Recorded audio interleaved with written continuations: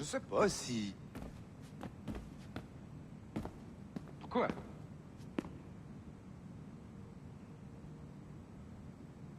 Oh, oui, bien sûr.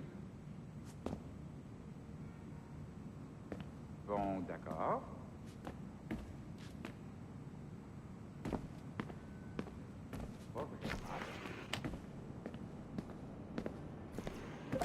Hi, John from IT again. You got a second? Good. I'm adding a waypoint to your map.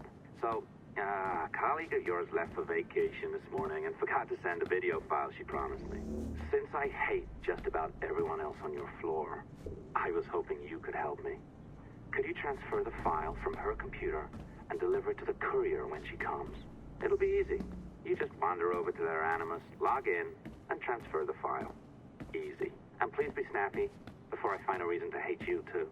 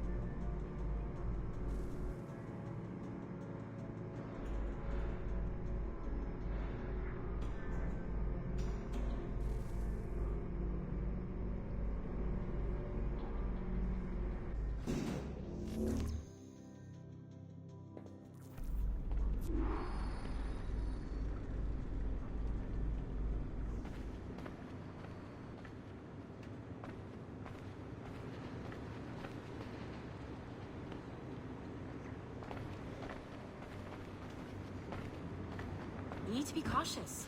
They've made progress on that front, but there's always a danger.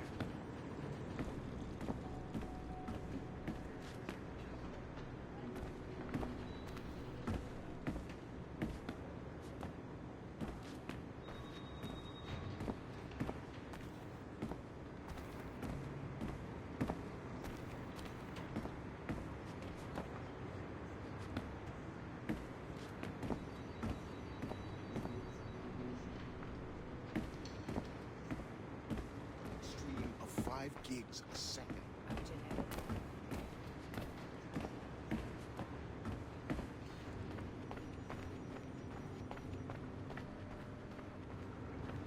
Wow, this is going to change everything. A locked door? Not a problem. That's the advantage of me having level 1 security clearance. Now, you do too. Don't abuse it. Log on and I'll walk you through this.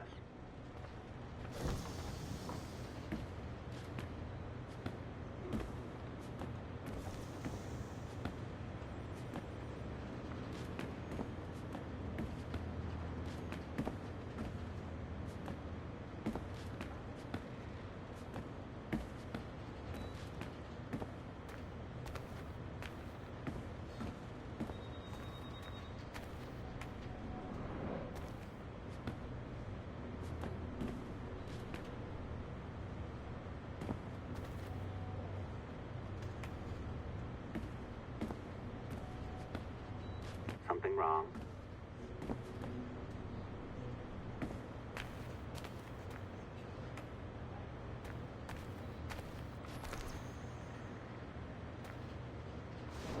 Now, you need to bypass the core to find the data inside. Once you reach it, your communicator will download it automatically. You need to find your way around the core to reach the data inside.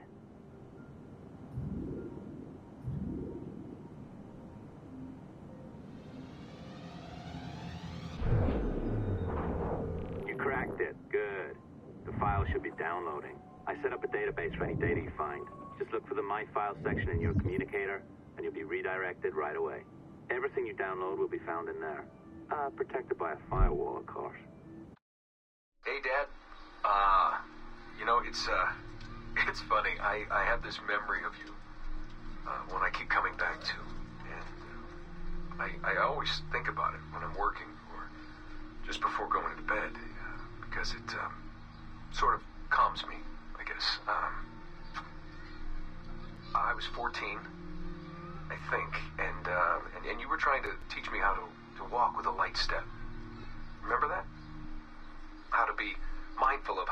noise I made when I moved around. Simple stuff. Stuff I understand now, but back then, gotta tell you, I thought you were just being an asshole. You told me you were gonna go up to your room and sit with your back to the door and read a book. And you wanted me to wait at least 15 minutes and then sneak up there and tap you on the shoulder without you knowing. I even remember the book you were reading at the time, the one by Captain Johnson. And you warned me that if you caught me, we'd have to start all over. Then you went upstairs. And I waited.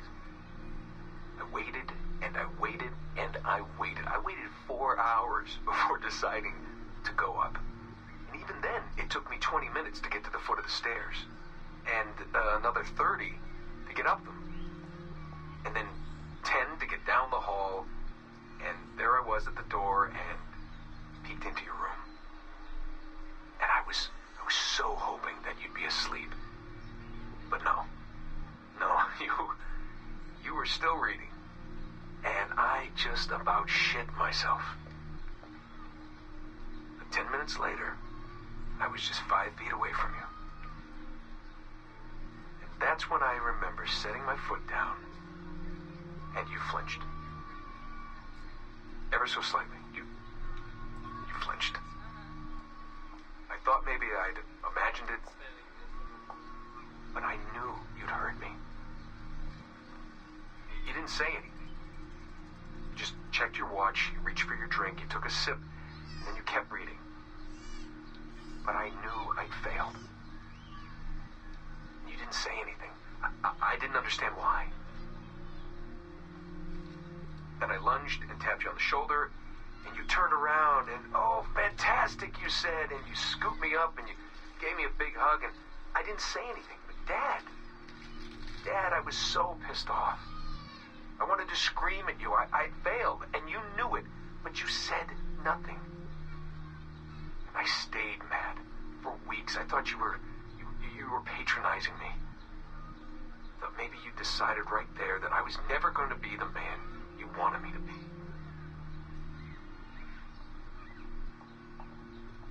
But I realized just a few years ago that you checking your watch, that was the clue, wasn't it? You let me win because I had been so patient. I guess that impressed you. You know, maybe at that moment you thought it might be better to be my dad instead of my mentor. I don't really know. Maybe for you they're one and the same. You know, either way, I'm happy to know that both my mentor and my dad are looking out for me that day. I didn't understand that then. I think I do now.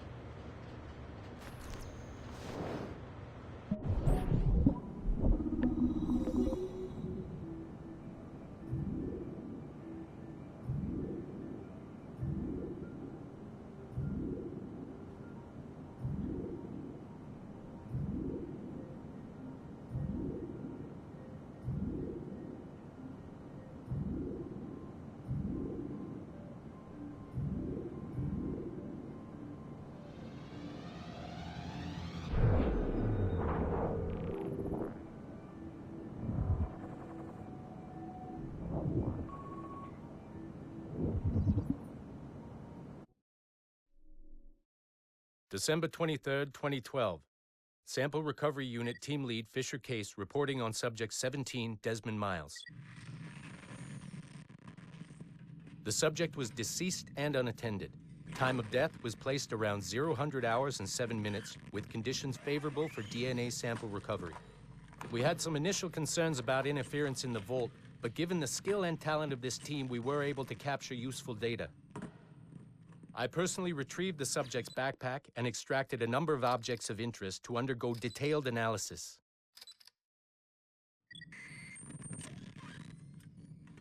The subject displayed burns to the right hand, severe enough to fuse the bones, indicating some kind of spontaneous, intense burn trauma. Honestly, we've never seen anything like it before. Head, neck, and torso remained in good condition. I hand-selected recovery agents to retrieve fluid samples, blood and saliva. We then commenced material extraction and were able to preserve several exemplary samples. Data analysis and sequencing is already underway, and I'm told proceeding with exceptional ease thanks to the cloud database and the work of Abstergo Sample Recovery Unit 3. The legacy of Subject 17 will continue uninhibited as Sample 17.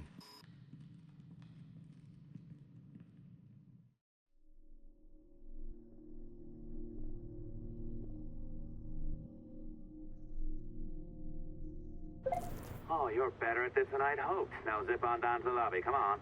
See that file you acquired? I wouldn't recommend watching it. I mean, you could, but it's unpleasant. So once you hand it off, just pretend this never happened, okay? Otherwise, you'll just go to bed feeling sad. Anyway, the courier should be waiting downstairs. She's been here a while. I suppose it goes without saying, just because you now know how to hack all your colleagues' computers, it doesn't mean you should. I mean, not every day, right? No, seriously, though, that's illegal, so don't be a dick. Unless that's your nature.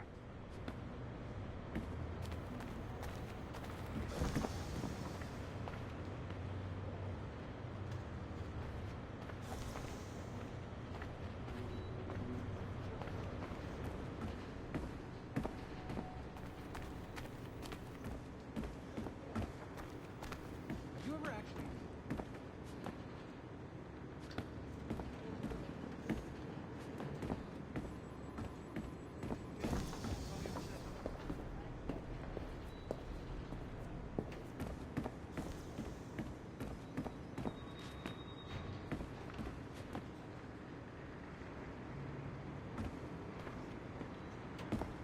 It's a bit rude making the courier wait.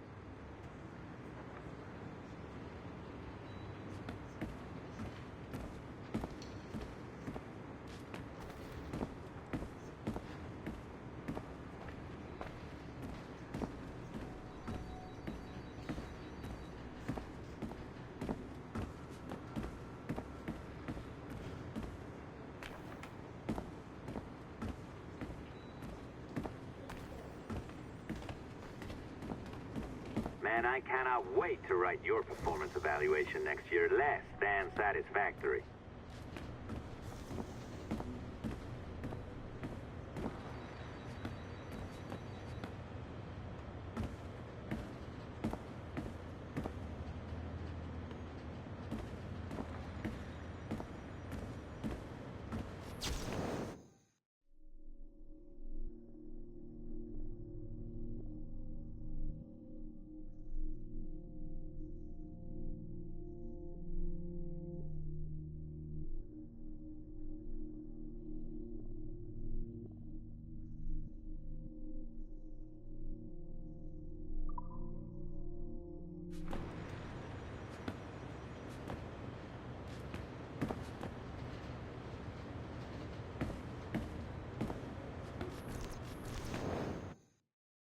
Be careful now. As the data moves, there are security programs constantly monitoring the data flow. You need to sneak past them, or they will destroy your data and send it back home.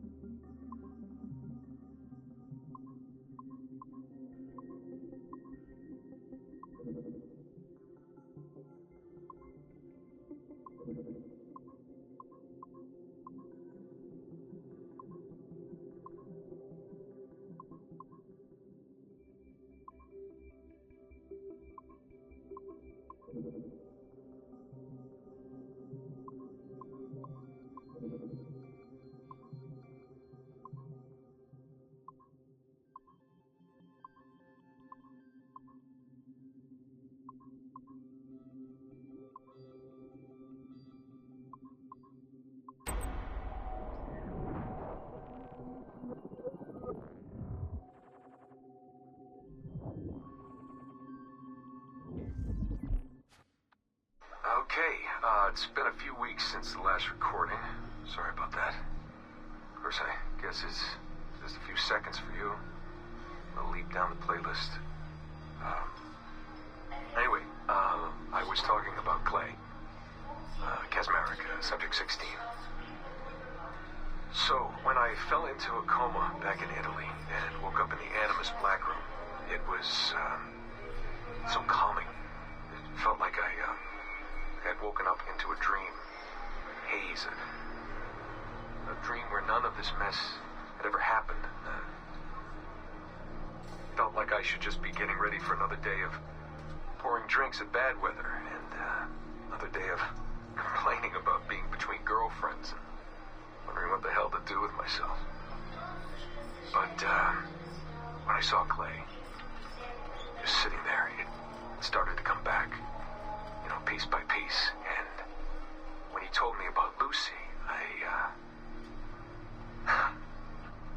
fuck, you know, it hurt. You know, realizing that I killed her without thinking or feeling anything. Not at the time, anyway.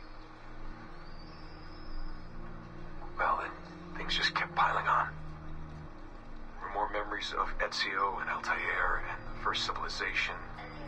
And then, right before he vanished, Clay passed on his memories to me. He showed me everything he had seen and lived through, and it was brief, but overwhelming. Not really sure how to explain.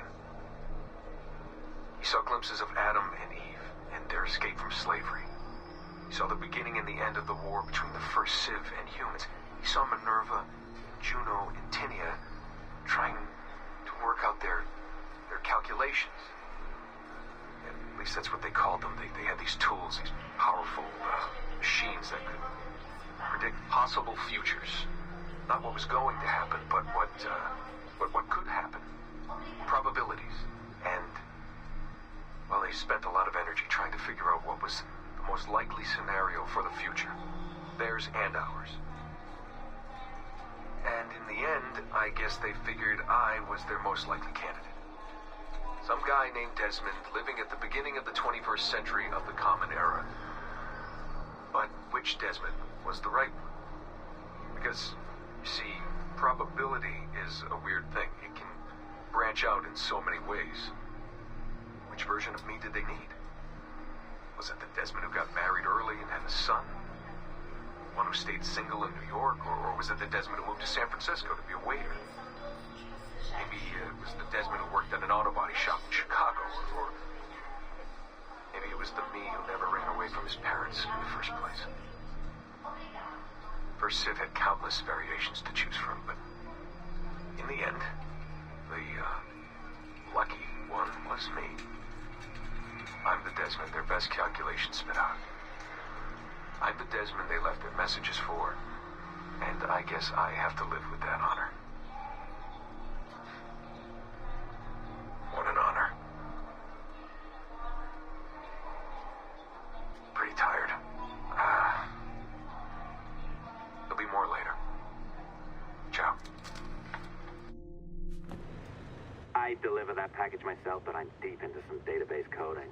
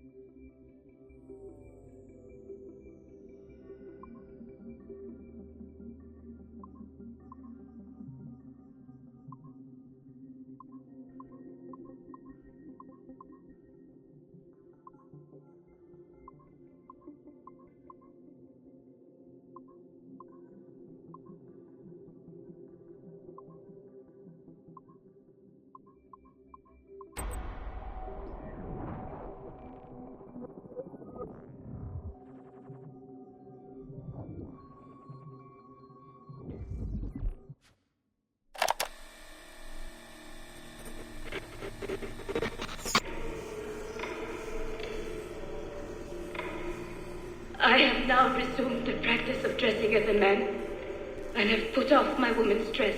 Why did you take it? Who made you take it? I took it of my own free will, with no constraint. I prefer a man's dress to a woman's. You made an oath, Jeanne. You swore to never again dress as a man. I never meant to swear that I would not resume the practice. Why have you done so? Because it is more lawful and suitable for me to return to the practice of wearing a man's dress, being always among men, than to have a woman's dress. I have resumed it because a promise made to me has not been. How is he? Our three, doing well. Are we still in 18th century Hungary? No. His connection is so stable, he's jumped between a few ancestors today. We're in 15th century France now. Turns out he's related to one of Joan of Arc's executioners. Surprise. Eileen, yesterday Vidic asked me to help him work out some of the bugs in his audiovisual renderer, and I told him... No. Come on, Satish, not you. It wouldn't be permanent. A few months at most. Months? That will kill every ounce of momentum we have. It won't, I promise. Honestly, I think this could help us. If I can get a look at what these people are doing, we could... Come on. He's trying to pull you over to his side. Don't you see that? He's luring you with quick victory and prestige. That's not what this is about, honestly. I need to get back to work. Eileen, I'm sorry. Do what you must. I'll survive.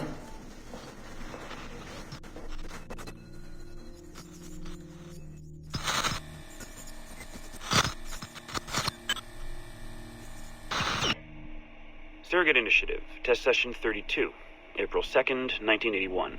Host Eileen Bach, DNA sample SB1970. Miriam, are you awake? What? Miriam's are coming for me. Who is the guards? I see them from my window, amassing in the courtyard. My time is up. Bartle, don't say this. You don't know that. Forgive me for this, Miriam. But I must tell you something. The artifact. We have it. But only Oscar and I know its location. Don't tell me. They will release you. Your family has connections. You must take the artifact and bring it to the assassins in Paris. Please don't. I don't want to know. It's safer if I don't. Hush now. If I die, knowledge of its location dies with me. You must bring it to the assassins. Assassins? I don't understand. The spire of St. Petrus. No, I don't want to hear. Cell 7!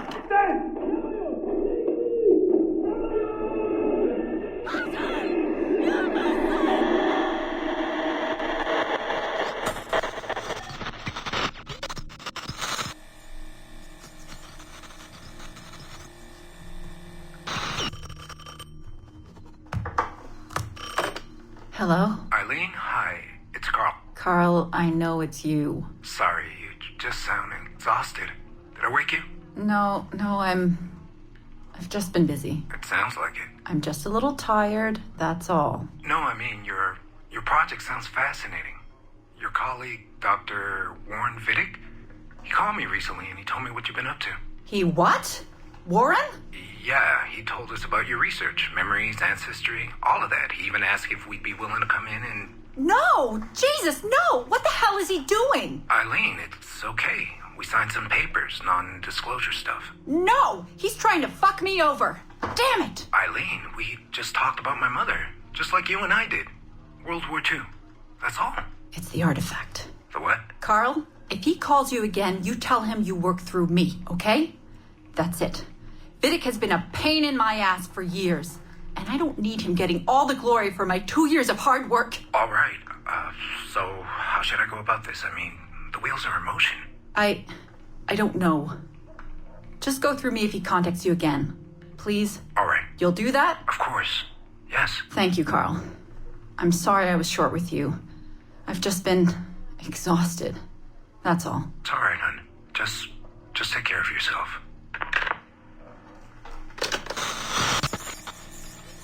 Morning, Eileen. We're almost ready. Just a few more adjustments. Okay. I had the team do some research on this artifact we've been chasing, and it appears the Third Reich actually found something matching its description sometime in 1940. Eileen, are you all right? Sorry, yeah.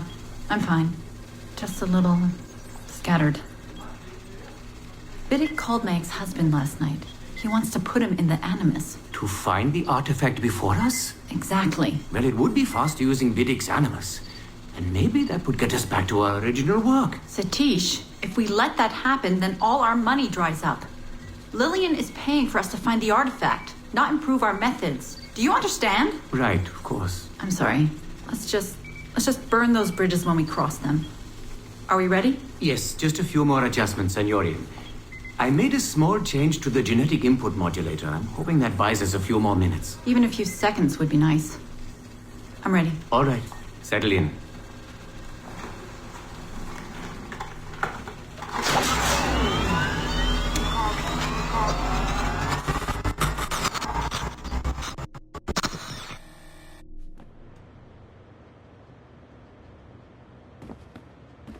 Man, I cannot wait to write your performance evaluation next year. Less than satisfactory.